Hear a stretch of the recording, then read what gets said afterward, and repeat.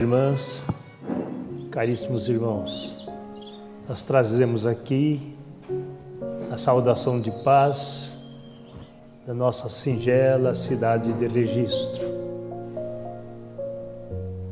Naqueles dias, João Batista batizava no Rio Jordão, conclamando aqueles que recorriam a ele ao arrependimento. Chegou certo dia aquele a quem ele dizia: eu vos batizo na água, mas após mim virá aquele, do qual não sou digno de carregar a sandália, e ele vos batizará no Espírito e no fogo. E chegou então, num daqueles dias, o jovem cantor. Dirigindo-se a ele para ser batizado, ele diz: eu é que devo ser batizado por ti, e tu vens a mim? E o jovem cantor redarguiu: é necessário que isso aconteça por agora. E então foi mergulhado na água. E logo saiu, indo à margem do Rio Jordão, orou. E naquele instante desce sobre ele o Espírito. Aqui João descreve que o Espírito desceu dos céus como pomba. Não tinha asas. Pousou suavemente, como pousam as pombas nos galhos. E uma voz se fez ouvir: este é meu filho dileto, em quem me compraz. João não teve dúvidas e proclamou ao mundo: eis o Cordeiro de Deus, que veio tirar o pecado do mundo. Jesus, o jovem cantor, demanda ao deserto por 40 dias. E quando volta, tem a notícia que João já está preso. Ele vai à sua cidade de Nazaré, porém de lá ele se muda para Cafarnaum. E numa manhã de sábado, na sinagoga, ele se levanta para ler o texto. É-lhe dado o rolo e ele abre e lê a profecia de Isaías, anunciando o Messias. Após a leitura, ele assenta-se e passa a explicar. E as pessoas que ouviam dizem: mas quem é este? Não é o carpinteiro, filho de José, que tem irmãos e irmãs? De onde tanta autoridade? E ele continua a ensinar e passa a realizar obras, curar enfermos, libertar aqueles que estavam atormentados por espírito. Vai à Galileia, na praia, e ali ele encontra 2 pescadores. Aproximando-se deles, viu que nada pescavam. Ele ordenou que jogasse a rede do lado de lá. E eles o fizeram. E logo depois tiraram muitos peixes. Aí ele se volta àqueles 2 irmãos e diz: vem comigo, que os farei pescadores de homens. E eles não titubearam e o seguiram. Mais à frente, ele vê 3 homens consertando redes. Zebedeu e seus filhos Tiago e João. Aproxima deles e também faz o mesmo convite. Segue-me. E eles, sem hesitar, deixaram o pai e o seguiram. E assim ele foi amealhando companheiros, em número de 12, incluindo Levi, que era publicano. Passando pelo posto de coleta, ele olha Levi e diz: segue-me. E ele também não perguntou e o seguiu. Num grupo de 12, acrescentou mais 70. Orientou-os para que fossem levar a boa nova ao povo,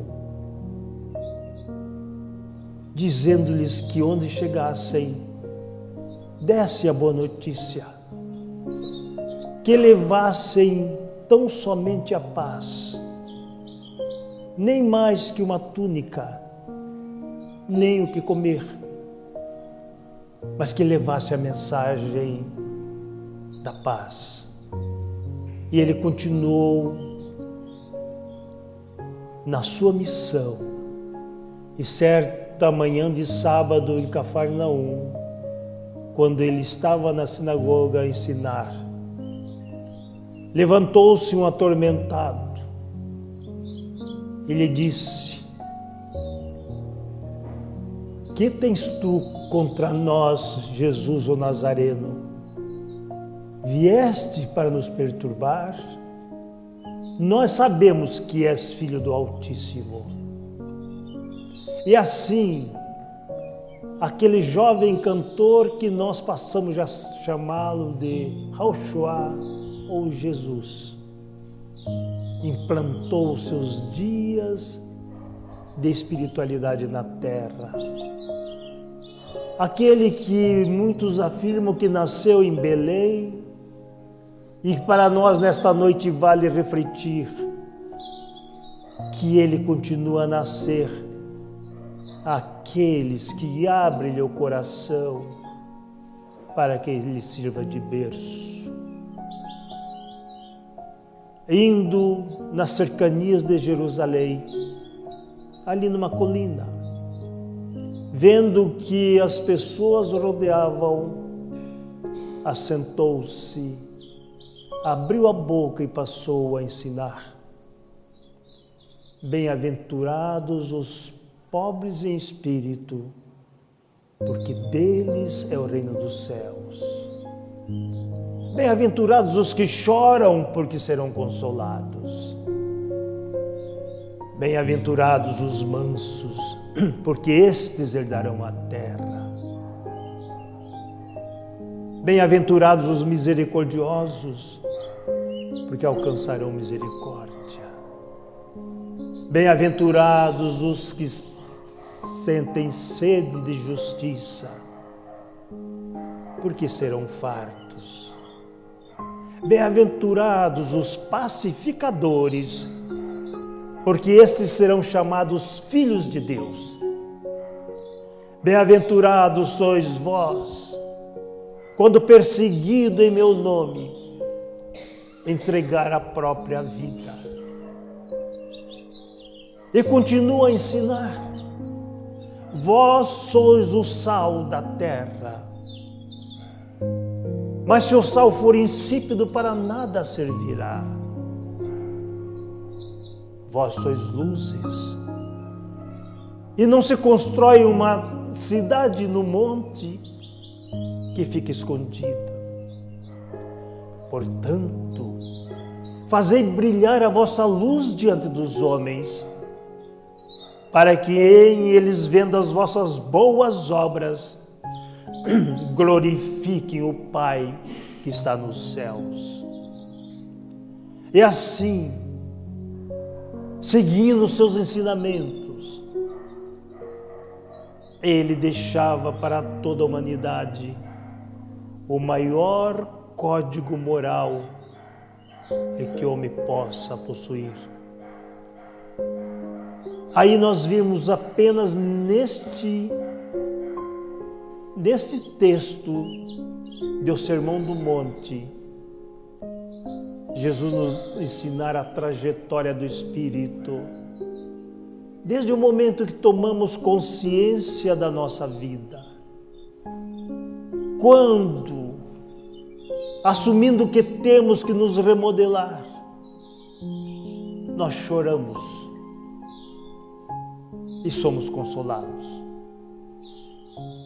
Aquele que é consolado ainda não é manso,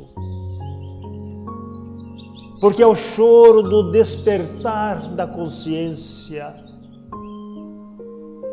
do querer resolver a sua própria vida, o que eu farei da minha vida. E neste choro, nestas lágrimas de tomada de consciência, nós somos consolados. Passo seguinte é a mansuetude. Aceitarmos a vida com mansuetude, procurarmos a ser solidários, procurarmos a entender que aquele que caminha conosco não é igual, que muitas vezes nos agridem, nos ofendem, e que nós, então, já com a consciência despertada, nós compreendemos e amamos. E os misericordiosos, quando nós nos apiedamos das misérias alheias,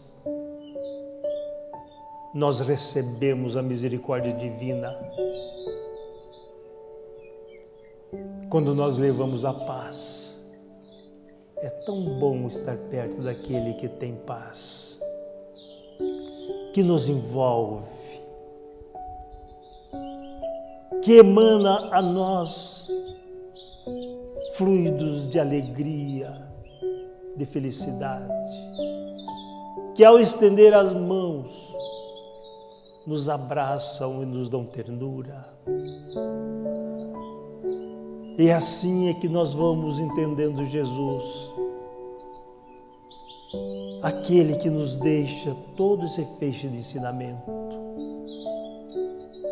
aquele que um dia pergunta aos seus discípulos: quem dizem os homens que é o Filho do Homem? E os discípulos ali dizem, uns dizem que tu és Elias, outro que é Jeremias, outro que é João e outros que é um dos profetas que voltou. E ele reformula a pergunta: e vós? Quem dizeis que eu sou? Simão abre a boca e diz: tu és o Cristo, o Filho do Deus que vive. Jesus se volta a Simão e diz: bem-aventurado és tu, Simão Bar-Jonas, porque não foi a carne nem o sangue que te revelaram isto, e sim o Pai Celestial.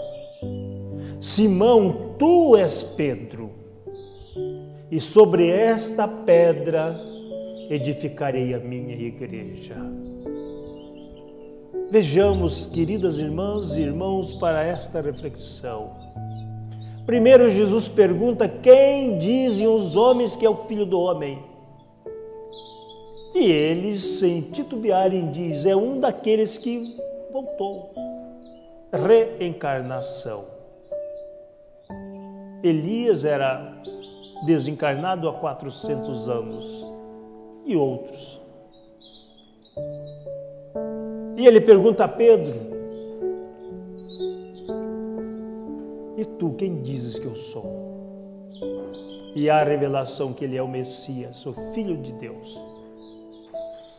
Ele dá então outro ensinamento, porque naquele instante não era Pedro que falava, ele era o canal da espiritualidade. Simão, tu és Pedro, e sobre esta pedra, mediunidade, eu edificarei a minha igreja. Ele não estava nomeando papa algum. Ele estava falando que a partir daquele instante estava instalada na terra este canal de comunicação entre o plano material e o plano espiritual.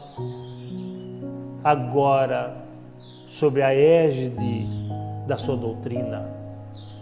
E essa igreja, o nosso entendimento, se instala 50 dias após a crucificação, quando aquela gente ali reunidas, em número aproximado de 500 pessoas, os discípulos se levantam e falam com eles na sua língua, línguas estrangeiras, e eles então estranham, porque sabiam que os discípulos eram homens simples, rudes e letrados. Então ali se percebe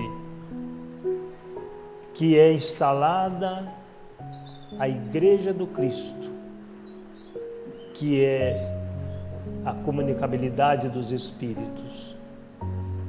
E continua Jesus na sua missão. Certa feita em Cafarnaum, a sua casa estava cheia de gente. E as pessoas queriam aproximar-se dele. E trouxeram então um paralítico na sua maca, na sua cama.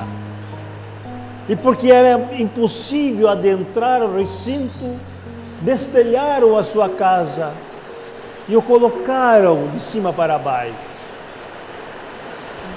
E ele, vendo ali aquele cidadão em busca da sua atenção, diz-lhe: estão perdoados os seus pecados. E as pessoas dizem a ele: quem és tu para perdoar pecados? Só a Deus pode ser considerado a perdoar pecados. E ele diz então a eles: se eu digo que estão perdoados seus pecados, vocês não acreditam. Eu digo então: levanta-te e anda. E naquele instante o paralítico levantou e foi embora levando a sua cama às costas. Este mesmo Jesus, que um dia, adentrando na cidade, encontra um cego de nascença, aquele que os discípulos lhe perguntam: mestre, quem pecou para que ele nascesse cego? Ele ou seus pais?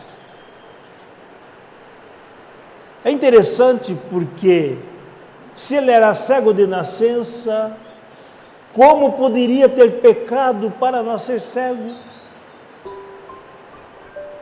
Se não fosse a reencarnação. Então, aqueles que dizem que a Bíblia proíbe a reencarnação, ainda não leram atentamente esses enunciados do Evangelho do Mestre. Este Jesus, que um dia encontra uma atormentada, a bela Maria de Magdala, que vem ao seu encontro, suplica-lhe a atenção, e dela é expulso 7 espíritos que a obsediavam. Esta mulher, que passou a ser o símbolo do amor, que passou a acompanhá-lo com tamanho fervor, após a crucificação, transformar a sua casa num leprosário, socorrendo aqueles que lá buscavam consolo, e que um dia ela parte a espiritualidade acometida da lepra. A bela Maria de Magdala, conhecida por todos nós como Maria Madalena, mulher, segundo consta, sedutora por tanta beleza, e que transforma a sua vida neste símbolo do amor. Aquela que um dia após a crucificação, no terceiro dia, ela volta ao sepulcro e o encontra fechado, aberto. E ela, olhando o sepulcro aberto, vê ao lado alguém. E ela pergunta-lhe, quando ele diz: o que fazes aqui? Eu vim ver o meu mestre. E ele diz: mas ele não está mais aí. E quando ela fixa o olhar, vê que é Jesus que está à sua frente. Ela recorre aos seus pés e ele diz: vai dizer aos seus companheiros, mas por ora não me toques, porque ainda não subi ao Pai. Ela comunica aos seus companheiros e eles duvidam. O mestre não apareceria em primeiro para uma mulher? E Maria, sua mãe, diz: se Maria nos diz, eu creio. Mais tarde, 2 de seus discípulos vão a Emaús. E de repente alguém os acompanha, faz-lhe companhia, conversa com eles, até chegar à cidade. Quando chegam, eles vão fazer a refeição e ele lhes serve o pão. E de repente eles percebem que é Jesus que os acompanha. Esse Jesus que por várias vezes, quando eles estavam em recinto fechado, ele aparecia. Conversava com eles, ensinava-lhes. E durante 40 dias, os transformou de discípulos em apóstolos. Que quando Tomé, porque não estava na primeira vez que ele apareceu, disse que não acreditava. Ele aparece e mostra-lhes as chagas. E faz uma advertência. Quando Tomé diz: agora eu creio, meu Senhor. Assim, bem-aventurados são aqueles que não necessitam ver para crer. E até que um dia ele se despede dos seus apóstolos e proclama a última frase que deve ecoar no imo da alma de cada um de nós: amai-vos uns aos outros, tanto quanto eu vos amei. Estas foram as últimas palavras de Jesus. Nós sempre nos lembramos das últimas palavras como: Pai, perdoai-lhes, porque eles não sabem o que fazem. Ali ainda estava encarnado, no estertor da sua existência. Mas lá ele já está em espírito e deixa então esta mensagem, ou este ensinamento do amor. Nada mais Jesus fez entre os homens a não ser ensinar o amor. Porque aquele que ama entende, aquele que ama aceita, aquele que ama se doa. Porque amar não é simplesmente dar. Amar é dar-se, é desprender-se, é colocar-se a serviço do próximo. Foi assim que ele ensinou, quando o doutor da lei aproxima-se dele e diz: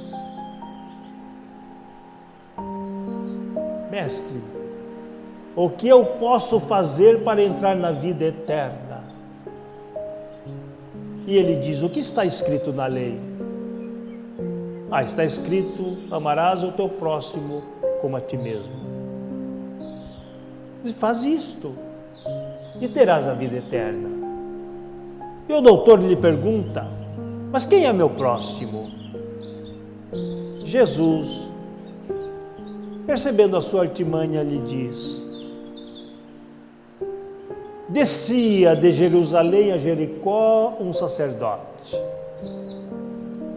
E numa conta do caminho, ele viu um homem que tinha sido assaltado, que o maltrataram e o roubaram. E o sacerdote passou de largo. Logo a seguir vinha um levita, também líder da tribo de Levi. E vendo-o caído, também passou de largo. Mais tarde fazia o caminho um samaritano. O samaritano era aquele ser que era rejeitado pelos judeus. O samaritano não tinha o direito de adentrar ao templo de Jerusalém. Por isso construíram o templo no Monte Garizim, o Monte dos Gafanhotos. Assim, e quando ele viu caído, foi ao seu encontro, untou-lhe as feridas com vinho e azeite, colocou-o na sua montaria, levou-o a uma hospedagem, lá o deixou com a seguinte recomendação: cuida dele, deixo 2 denários, e quando eu voltar, tudo mais que for gasto com ele, eu restituirei. E Jesus contempla o doutor da lei e formula a pergunta: quem é o próximo do caído? O doutor da lei era judeu. Não ousaria dizer foi o samaritano. Então respondeu: foi aquele que usou de misericórdia para com ele. E Jesus disse: respondeste muito bem, faz isto e terás a vida eterna. Mas eu pergunto aos irmãos: qual é a identidade do caído? Nós sabemos que um era um sacerdote, líder religioso. O outro era um levita, também líder religioso. O outro samaritano, considerado herético. Mas o terceiro não foi identificado, a não ser como o próximo. É a este que Jesus recomenda que sirvamos. O próximo pode ser o nosso pai, a nossa mãe, um dos nossos irmãos, mas via de regra é o nosso inimigo, o nosso desafeto. E é a este que Jesus recomenda que nós sirvamos. Ele diz que quando estiver fazendo a sua oferta, a sua oração, e ali lembrar que alguém tem algo contra ti, abandona o altar, procura esse alguém e reconcilia-te com ele. Depois volta e faça a sua oferenda. Jesus fala que a reconciliação é prioridade à oração. Porque aquele que não se reconcilia não consegue orar. Pode balbuciar palavras, mas não existe o amor no seu íntimo.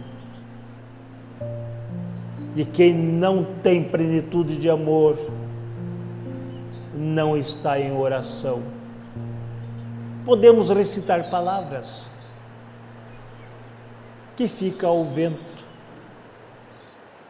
mas a oração nada mais é do que a nossa elevação ao alto, para que nós possamos conviver com a espiritualidade de maior.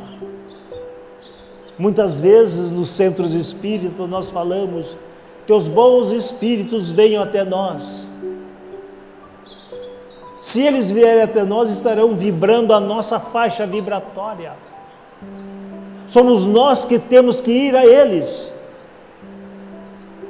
elevar o nosso pensamento, buscar a espiritualidade maior, para que no convívio da faixa vibratória mais alta, nós possamos conquistar a felicidade. E é por isso que Jesus nos ensinava a orar.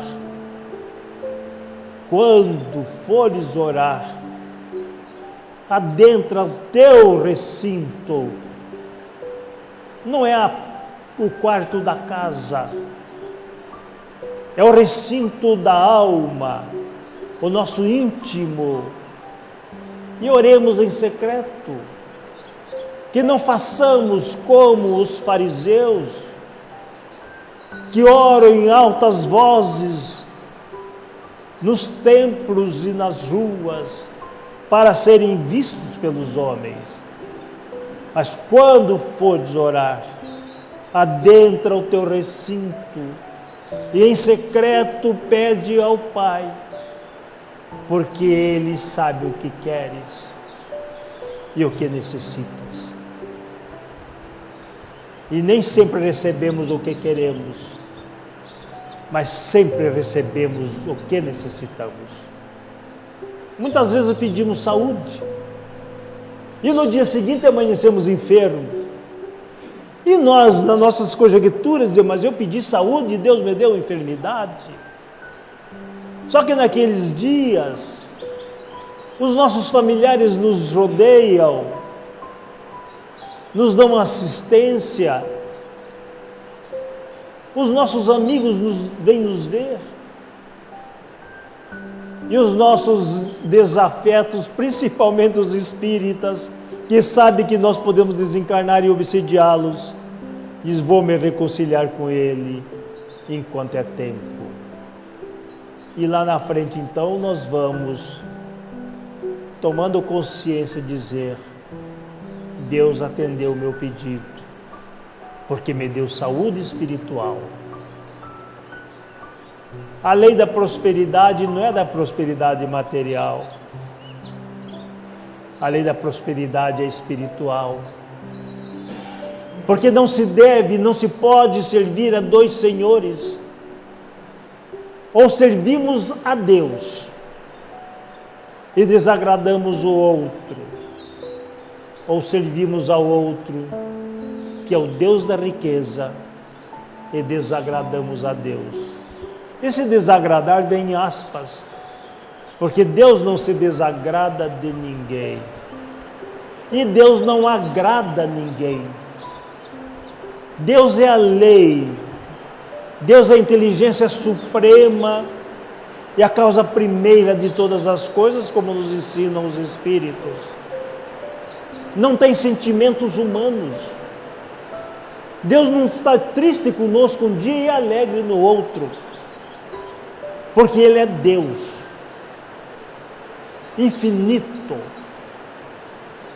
que nos dá as suas leis e nos enche de oportunidades para que possamos aproveitá-las da maneira que nós entendermos melhor. Muitas vezes a maneira que entendemos não é a que vai resultar em situações positivas no nosso futuro. Mas lá na frente haveremos de reaver, porque muitos são os chamados. Quando eu li esse texto, meu amigo Coelho, eu disse, por que muitos são os chamados e poucos os escolhidos? Deus não faz acepção de pessoas. Encontramos isto por 10 vezes na Bíblia, no texto. Se Deus não faz acepção de pessoas, então todos somos chamados. Muitas vezes. Esses muitos chamados chamam 1, 2, 3, quantas vezes forem necessárias. Isto se chama misericórdia divina. Até que um dia, quando não vamos por bem, nós tropeçamos, nos arrebentamos um pouco, e daí nós nos reencontramos. Algo dentro de mim não está bem, e eu preciso de ajuda. Este é o momento do choro, e este é o momento do consolo. Por isto, é que quando nós analisamos a doutrina espírita, nela nós encontramos Jesus restaurado. Não mais o Jesus da cruz, não mais o Jesus sangrando, mas o Jesus livre, liberto, o Jesus que nos abraça na sua bondade. Aquele que no sermão no cenáculo diz, se me amais, guardai os meus mandamentos, e eu rogarei ao Pai, e Ele vos enviará um outro Consolador, que o mundo não pode receber, porque não o vê e não o conhece, mas vós o recebereis. Quando vier o outro Consolador, que é o Espírito de verdade, vos ensinará todas as coisas e vos fará lembrar de tudo o que eu tenho dito. Ele já sabia que a sua doutrina, os seus ensinamentos seriam sepultados por muitos, que o poder temporal não permitiria que florescesse a sua doutrina, porque a Judéia era governada por Herodes ambicioso, Roma por Tibério, orgulhoso, e os seus discípulos então entregaram a sua própria vida, agora como apóstolos, na difusão da sua doutrina, clandestinamente. Muitos perderam a sua vida. De todos os seus discípulos, só João não teve morte violenta.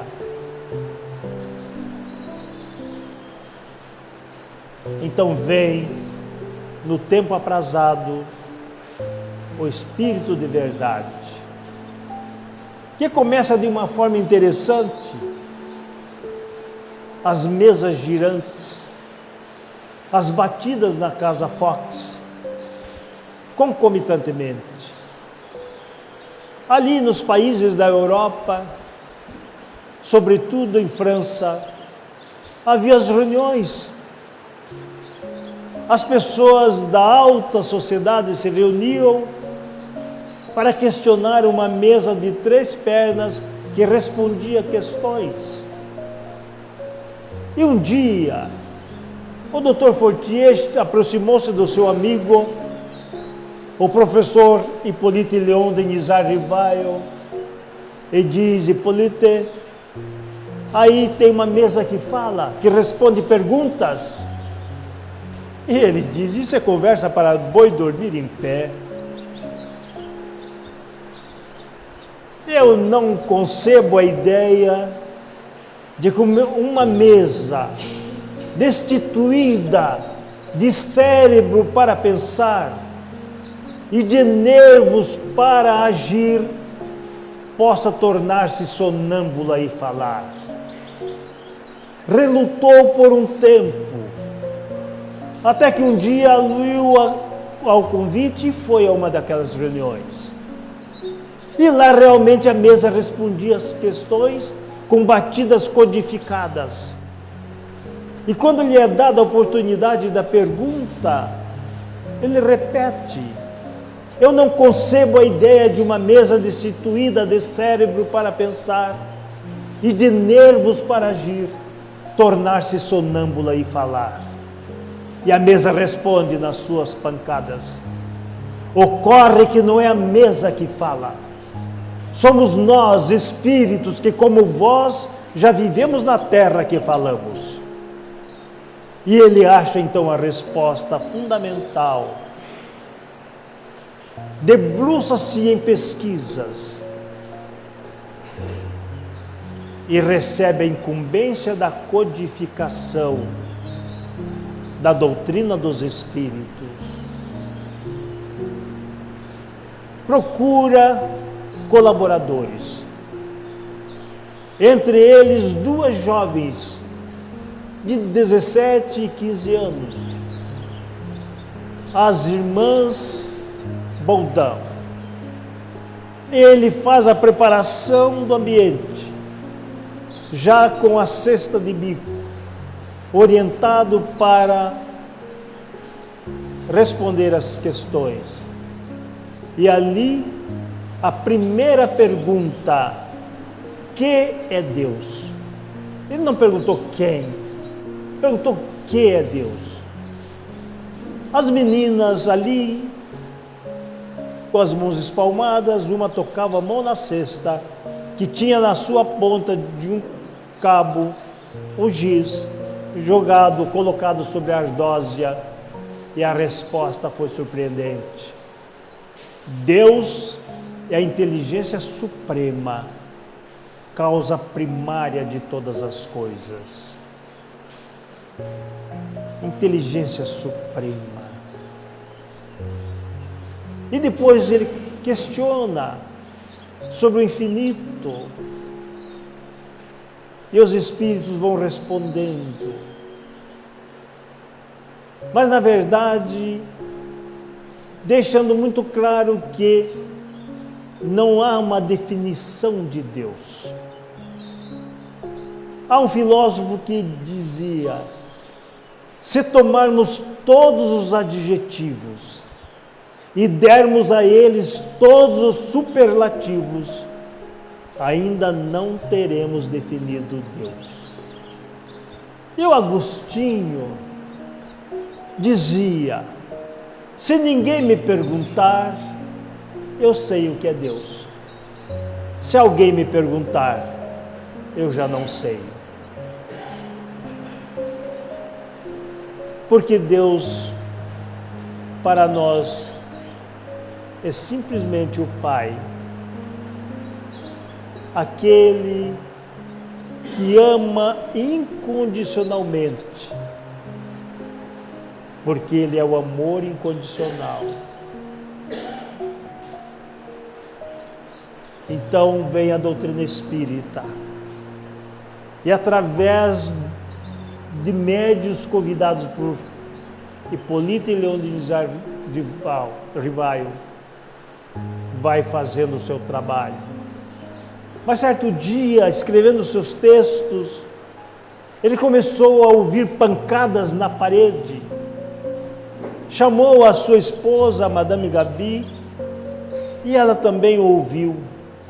E quando ele ia escrever, as pancadas se repetiam. Ele abandonou o seu trabalho e no dia seguinte foi ao médium, numa das reuniões, e lá ele evocou o espírito e fez a pergunta: por que aquelas batidas? E ele responde: porque há erro no seu texto. Ele diz, sim, mas eu vi os erros e os corrigi. Falou, não. Vai lá o parágrafo 9 e leia, releia. Ele volta a casa, vai e percebe realmente o erro. A esse espírito que lhe pergunta seu nome, porque esse espírito chama de Allan Kardec. E diz, meu nome não é Allan Kardec? Diz, sim, agora não é. Mas era quando nós fomos colegas, sacerdotes druidas, nos anos 400 nas Gálias.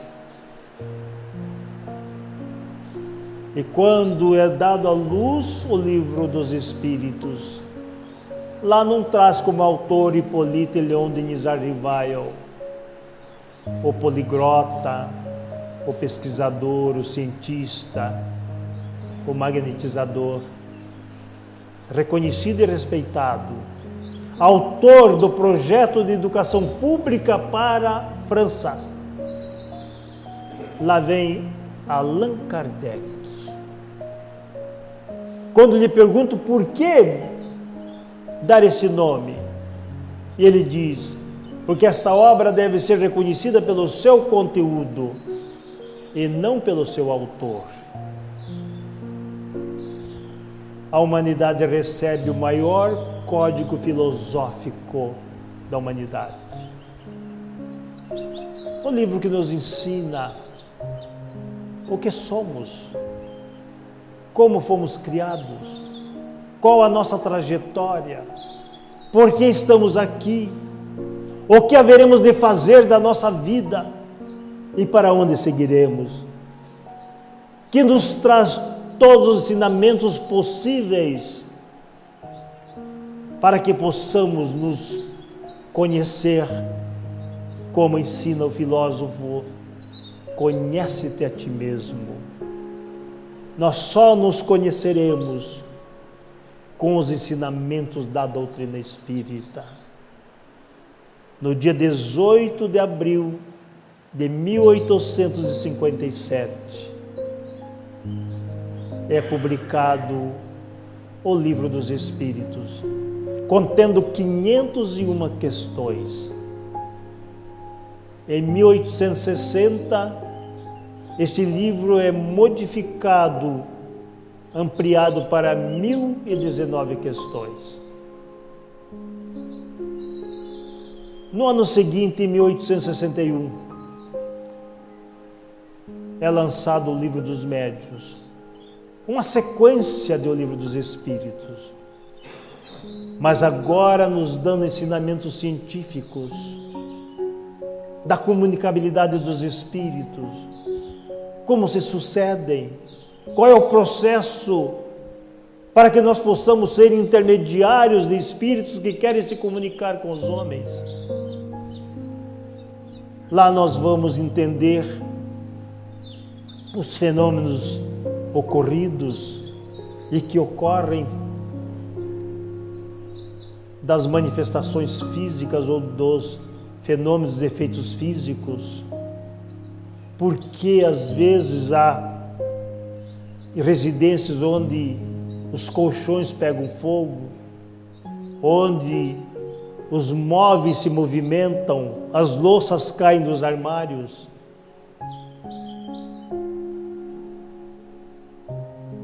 Porque muitas vezes nós somos atormentados, vimos vultos, ouvimos vozes. E como fazer para que nós possamos solucionar esses problemas? Então, vem o Livro dos Espíritos, dos Médiuns, a nos falar das faculdades mediúnicas que possuímos e que podemos desenvolvê-las e que elas sejam proveitosas quando as desenvolvemos colocando em prática santamente, sem cobranças, sem ostentação, sem melindres, porque sabemos que na própria proposta da codificação, no próprio decorrer da codificação, há médiuns que se melindraram, porque os seus nomes não eram publicados nas páginas dos livros. Então, este melindre que não é dos espíritas, mas que os espíritas têm que evitar, porque nos prejudicam. A seguir do livro dos médiuns, Kardec publica um outro livro, chamado O Evangelho segundo o Espiritismo, em 1864, que não é a Bíblia dos Espíritas, mas é o livro que vem nos esclarecer sobre a missão do Cristo de forma cristalina, que começa lá no não vim destruir a lei e tem uma sequência nos falando das pluralidades dos mundos, do reino do Cristo que por ora não é daqui, nos falando das reencarnações, das aflições, do Cristo Consolador. E ali nos fala: espíritas, amai-vos. Eis o primeiro ensinamento. Instruí-vos. Eis o segundo. Toda a verdade está contida no cristianismo. Os erros que nele se enraizaram são de origem humana. Perguntaríamos nessa noite: que erros se enraizaram no cristianismo? E nós nos remetemos lá nos primórdios, quando Jesus ensinava com a simplicidade, com a singeleza, nas casas, que não havia devoções a imagens, que não haviam os cultos exteriores, as queimas de incensos, os ornamentos, a hierarquia sacerdotal, mas que quando a mãe dos filhos de Zebedeu se aproxima dele e diz: mestre, reserva o lugar à sua direita a um dos meus filhos e à esquerda ao outro.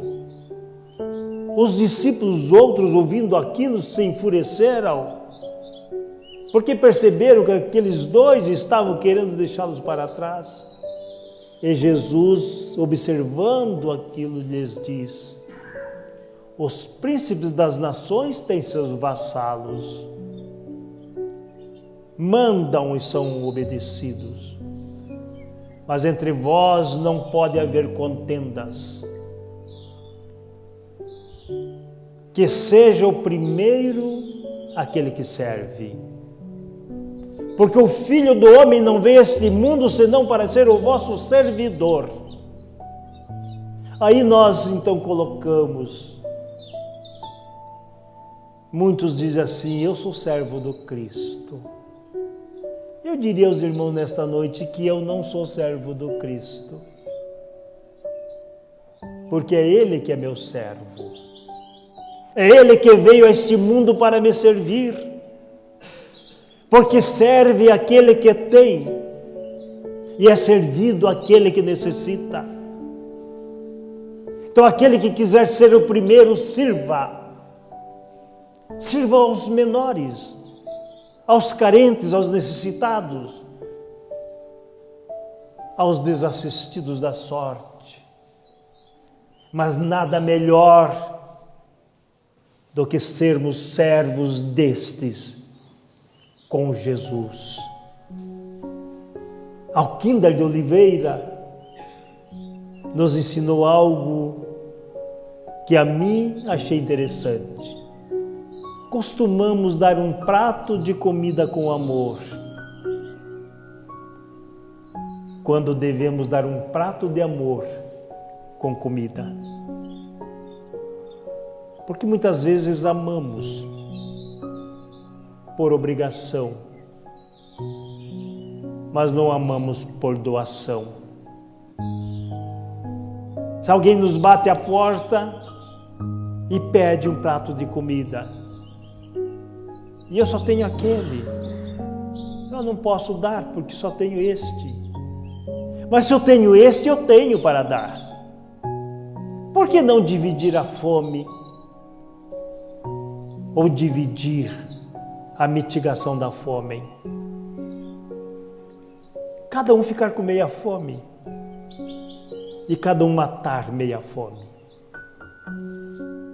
Certa feita, o cidadão levantou-se e, abrindo a janela, viu que vinha na sua direção um mendigo, na direção da sua casa. E ele, muito cristão, diz: vem um necessitado.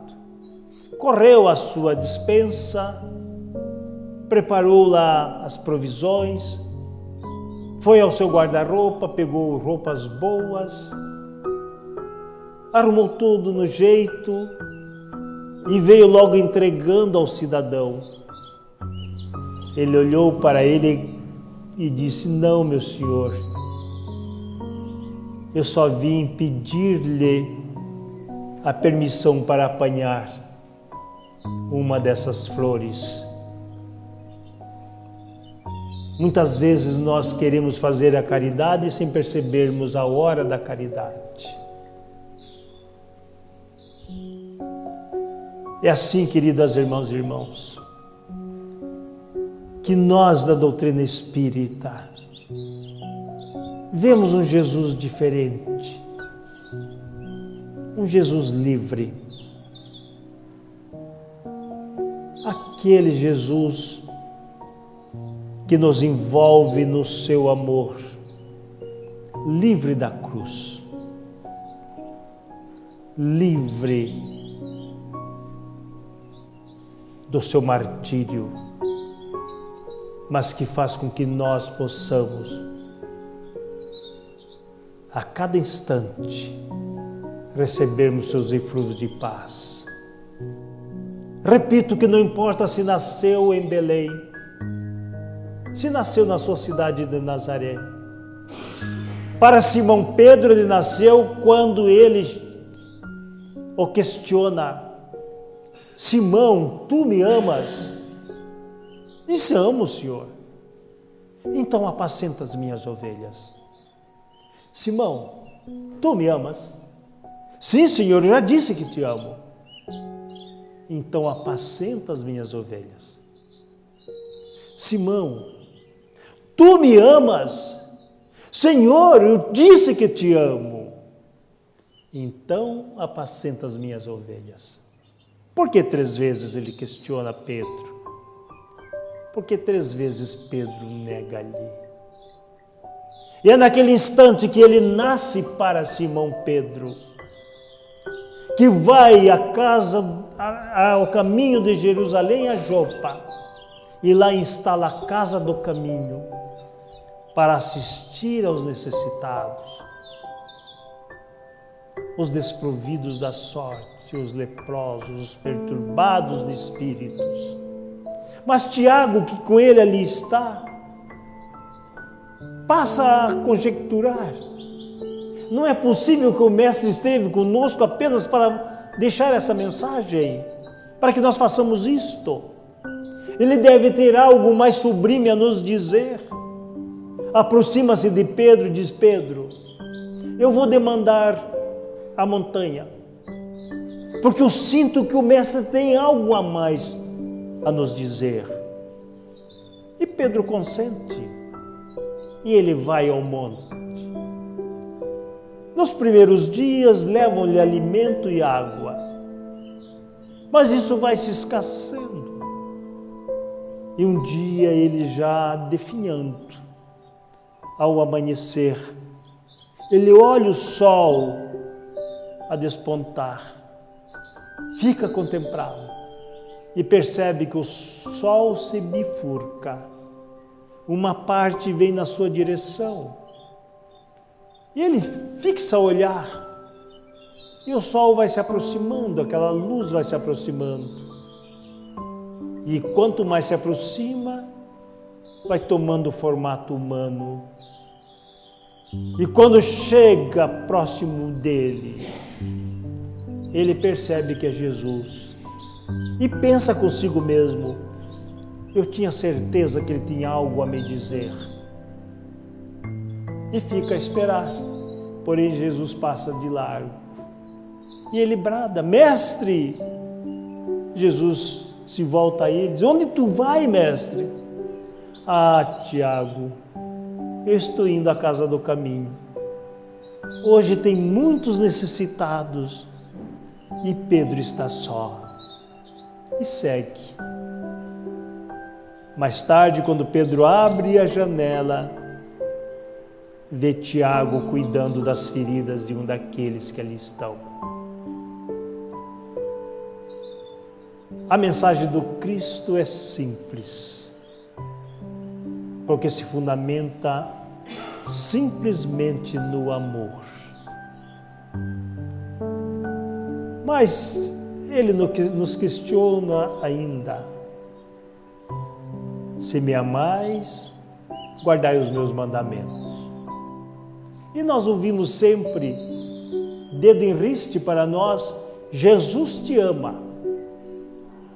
Mas é verdade. A questão é: nós o amamos? Porque a proposta dele é: quem me amar, guarda os meus mandamentos. Eu os guardo. No Sede Perfeitos, de O Evangelho segundo o Espiritismo, diz que o homem de bem é aquele que observa a lei de justiça, de amor e de caridade na sua maior pureza. Quando nós observarmos a lei de justiça, de amor e de caridade na maior pureza, nós amamos Jesus. Aí perguntaríamos hoje: o que estamos fazendo então aqui? E eu respondo: aprendendo a amar o nosso Mestre. Cada dia, cada minúsculo ponto que acrescentamos à nossa vida é o aprendizado na nossa jornada de luz. Temos a oportunidade ampla da doutrina dos Espíritos. Aproveitemo-la para que amanhã nós possamos na espiritualidade dizer: valeu a pena. Queridas irmãs e irmãos, eu não vos desejo paz, mas eu desejo ardentemente que cada um presente seja a paz. Muito obrigado.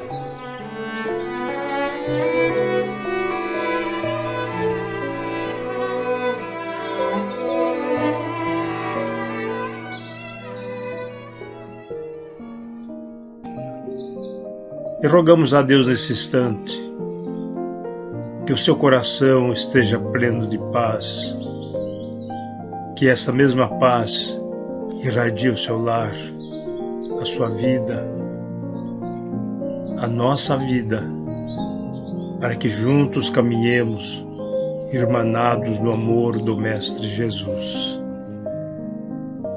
Hoje nós vamos tecer alguns comentários sobre questionamentos que são feitos frequentemente para nós sobre o Espiritismo.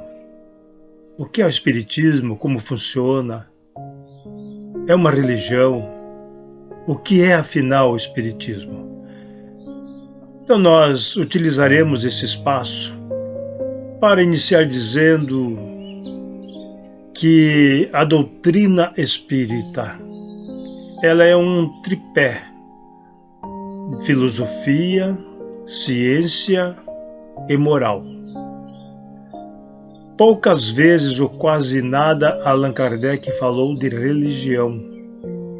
Até porque a palavra religião chegou para nós um tanto distorcida, que até mesmo no meio espírita sempre se fala. Religião vem de religare, do latim, que significa nos religar a Deus. O termo religião, que é realmente do latim religare, vem de Roma, utilizada pelo César para unir o povo ao seu entorno. Então, há uma certa diferença entre a ideia de religião. Jesus não pregou religião. Jesus nos ensinou a vivermos em comunidade. Comunidade significa aqueles que se reúnem com pensamentos ou entendimentos semelhantes. Esta é a razão que ele disse a Simão: Tu és Pedro, e sobre esta pedra edificarei a minha igreja. Mas que pedra? Pedro acabara de revelar que ele era o Cristo, Filho do Deus vivo. E Jesus fala: Bem-aventurado és tu, Simão Barjonas, porque não foi carne nem sangue que te revelaram isto, mas o Pai que está nos céus. Simão, tu és Pedro, e sobre essa pedra edificarei a minha igreja. É a comunicabilidade entre o plano material e o plano espiritual. Foi isso que ocorreu com Simão Pedro naquele instante, quando Jesus pergunta aos discípulos: E vós, quem dizeis que eu sou? E Pedro fez esta revelação. Aí, no decorrer do tempo, nós sabemos já foi falado várias vezes sobre a vida do cristianismo, a sua clandestinidade, porque era perseguido pelo império, pelos judeus, sobretudo os fariseus. E então, o cristianismo viveu por 313 anos na clandestinidade. Depois, Constantino publica o edito e libera o culto cristão. Foi uma tática política de Constantino: atrair para si, para religar. E o cristianismo, a partir dali, realmente passou a ser perseguido pelos ditos cristãos. Dá para entender? Se eu explicar melhor, dá. Os verdadeiros cristãos não aceitavam normas editadas pela igreja, que, se nós pensarmos em igreja da época e império, vamos chegar ao mesmo ponto. Quem convocou o concílio de Nicéia foi Constantino, que era o imperador. Para falar de quê? Falar de religião. Falar de Jesus, falar do novo momento que eles estavam empreendendo. Mas, a partir dali, aqueles que realmente aceitavam Jesus como seu mestre, que não aceitavam os rituais, tudo aquilo que se foi acrescentando ao cristianismo, que agora era católico, apostólico, romano, então esses eram perseguidos. Se não aceitavam, eram perseguidos. Mortos, degradados, daí por diante. Mas nós vamos analisar as interpolações da igreja, e tempos em tempos vinham aqueles que discordavam, que levantavam a voz, que eram sacrificados. Nós vamos ver isso com João Ros, foi queimado vivo. Jerônimo era o seu discípulo, também padre, ambos eram padres, também foi queimado vivo para fazer companhia a João Ros. O tempo passa, outros se levantam, até que Martinho Lutero, que era um frade católico, ele quis reformar a Igreja Católica. A ideia de Lutero, Martinho Lutero, a ideia dele não era fundar uma religião, era eliminar da Igreja Católica aquilo que ele não concordava. Vários pontos, mas, sobretudo, a venda das indulgências. A ideia que se dava era que os pobres iriam para o céu e os ricos para o inferno. Mas a Igreja podia vender a salvação aos ricos, e eles a compravam. Constantino já ficou lá atrás. Martinho Lutero se rebelou contra essa postura, apresentou as teses, segundo consta 95 teses, e foi chamado pelo Papa para se penitenciar. Ele não quis fazê-lo e foi também expulso, excomungado da Igreja. Ele se exilou no palácio de um príncipe por 2 anos, e ali ele traduziu a Bíblia para o alemão no seu jeito, tirando e eliminando 7 livros da Bíblia Católica, e a partir dali surge o movimento protestante. Então, o protestantismo, todas as igrejas hoje existentes, que são da linha de Lutero, Calvino, Jung, Erasmo de Roterdã, são protestantes. Mas não são evangélicos? O que é ser evangélico? Aquele que aceita o Evangelho. A palavra Evangelho, os irmãos vão ficar meio admirados, mas a palavra Evangelho significa gorjeta. Aquilo que se dava para quem trazia uma nova notícia ou uma boa notícia.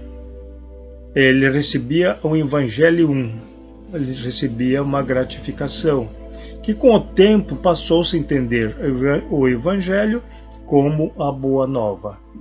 E então, a partir dali, do movimento protestante e tal, hoje soa assim um tanto pesada a palavra protestante. Por essa razão, os nossos irmãos protestantes preferem ser chamados de evangélicos. Mas quem são os evangélicos? Todos aqueles que aceitam o Evangelho do Cristo, ou de Jesus. Todos que. Ele disse, mas então a Igreja Católica é evangélica? Sim, ela prega Jesus. A doutrina espírita é evangélica? Sim, a doutrina espírita tem como moral Jesus, a moral do Cristo. Por essa razão, quando alguém perguntar, mas você não é evangélico? Eu sou. Como evangélico? Você é espírita? Sim, eu sou um evangélico espírita. Ou então, eu sou um evangélico protestante. Ou eu sou um evangélico católico. Ou outra denominação que aceite Jesus como mestre. Há uma diferença. Há aqueles que adotaram a ideia do Concílio de Nicéia, reforçado pelo Concílio de Constantinopla. Eles aceitam Jesus como Deus. Nós, da doutrina espírita, recebemos Jesus e entendemos como o nosso guia e modelo, o Messias, o tipo mais perfeito que Deus enviou ao mundo para servir ao homem de guia e modelo. Este é Jesus. Então, mas o Espiritismo é isso? Sim, o Espiritismo é isto. A partir do aspecto filosófico que é inserido pela edição do Livro dos Espíritos. Então, esse aspecto filosófico nós encontramos em O Livro dos Espíritos. Inicialmente tinha 501 questões, foi ampliada na segunda edição para 1019 questões, que fala o que nos ensina pelos espíritos comunicantes. Aquilo que nós precisamos entender para sabermos o que somos. desde a existência de Deus. Mas que Deus é esse? É um homem? Perguntado por Kardec o que é Deus, os espíritos respondem: Deus é a inteligência suprema do universo, causa primária de todas as coisas. Então não é uma pessoa, não. Deus não é antropomorfo. Deus é a inteligência suprema do universo. Por esta razão, Deus é onipresente. É a inteligência suprema. Também por esta razão, é onisciente. Mas é a inteligência suprema. Também por esta razão, ele é onipotente. Então Deus sabe tudo, Deus pode tudo, Deus está em toda parte ao mesmo tempo. Essa ideia de Deus derruba a teoria, teológica do inferno. Porque se Deus é onipresente, ele está em toda parte ao mesmo tempo.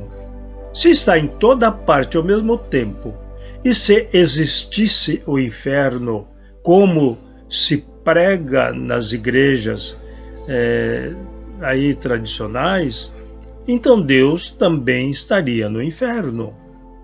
É uma questão de raciocínio. Mas não existe o inferno, dependendo da forma que nós entendemos. Não existe um lugar. Olha, daqui para lá é o inferno. Assim como não existe um lugar de daqui para lá é o céu.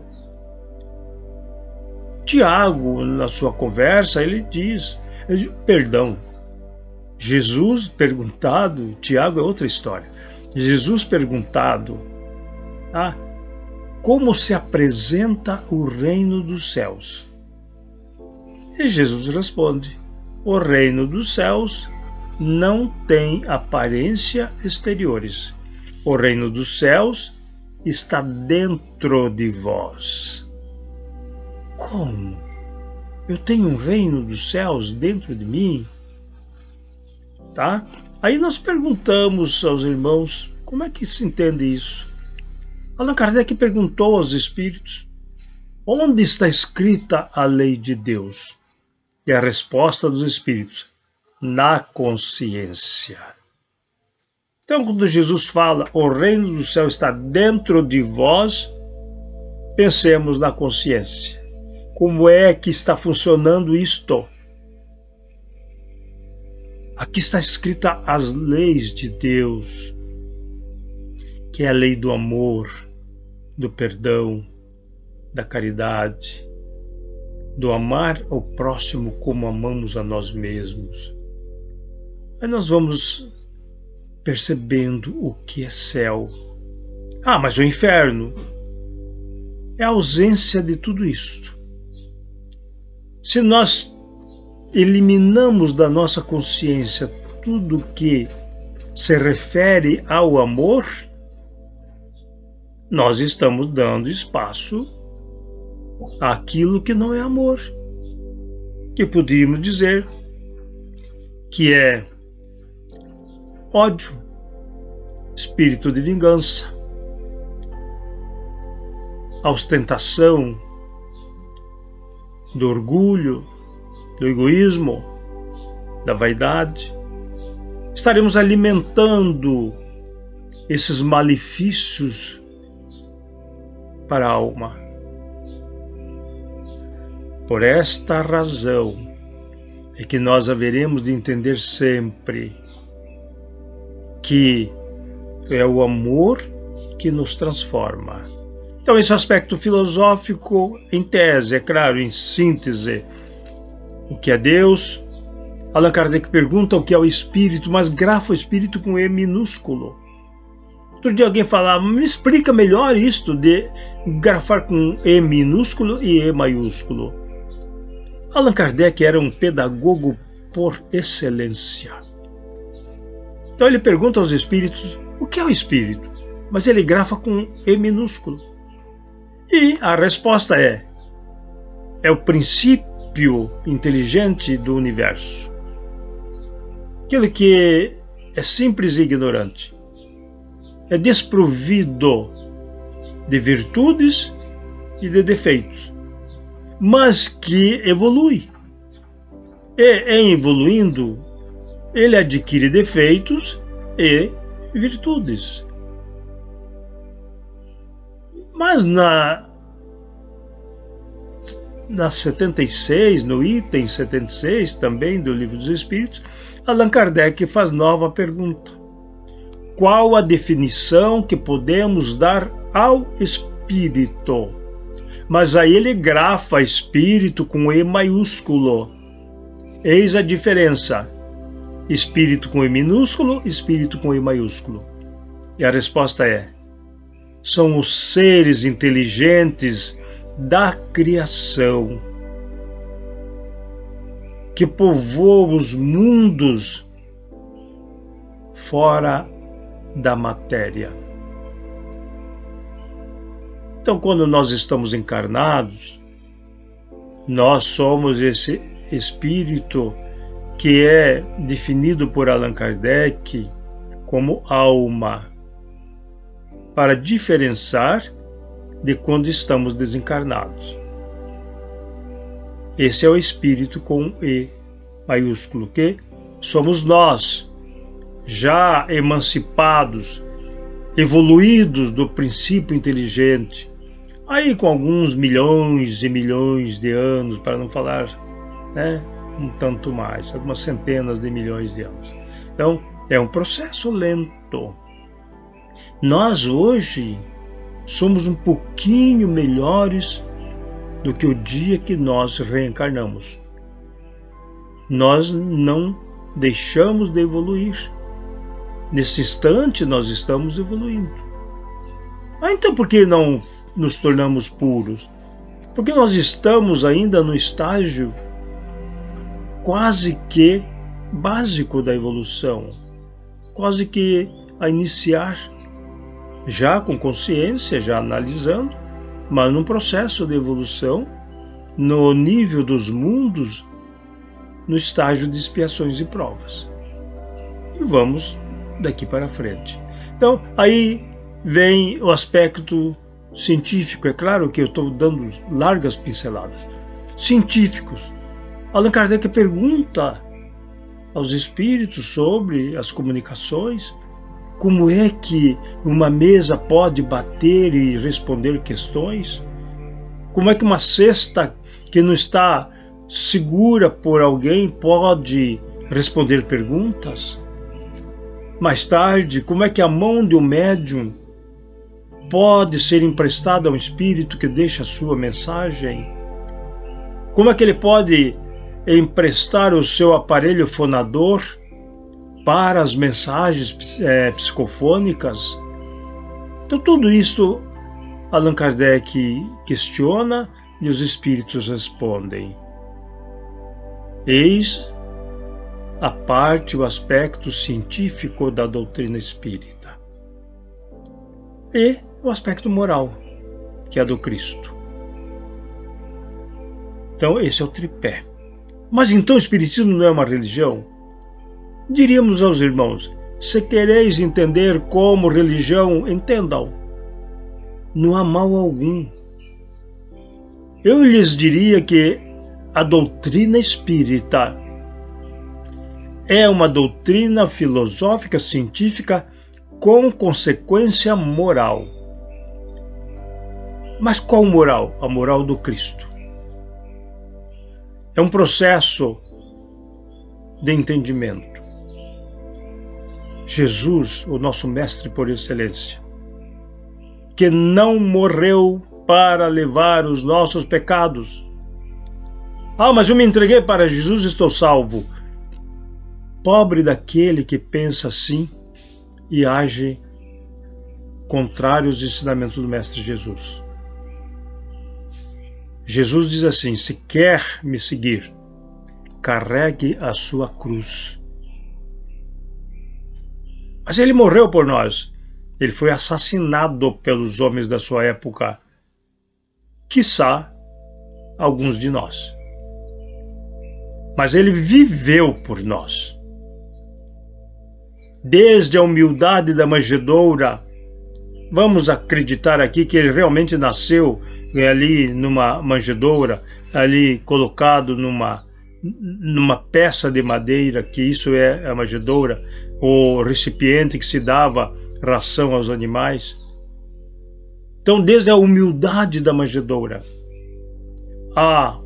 ao perdão da cruz, foi esse espaço de vida, ensinando-nos a humildade, o amor fundamental. Foi isso que ele nos deu, a vida, para que nós sejamos humildes. Mas quem é o maior? Aquele que serve. Quando eu falo isso, talvez alguém se arrepia. Perguntado, você é servo de Cristo? Não. Jesus é o meu servo. Foi ele que disse isto. O Filho do Homem não veio a este mundo senão para servir. É ele que me serve. Ele que tem a oferecer. Então como é que fica isso? Como é que eu fico nessa situação? Eu quero e preciso ser servo daquele que precisa de mim, do necessitado. E nada melhor ser servo daquele que necessita, com Jesus. Caríssimos amigos, irmãos, não me restringo aqui ao irmão espírita, porque você, de todas as religiões, e também aqueles que não têm religiões, somos irmãos, somos filhos do mesmo Deus, criados pelo mesmo Deus. Cedo ou tarde, estaremos reunidos em comunhão, no amor. Queridos amigos, que Deus nos abençoe, que Jesus esteja sempre conosco, nos amparando, nos dando forças para seguirmos a nossa jornada de redenção espiritual. Até um novo momento. Que Deus nos abençoe.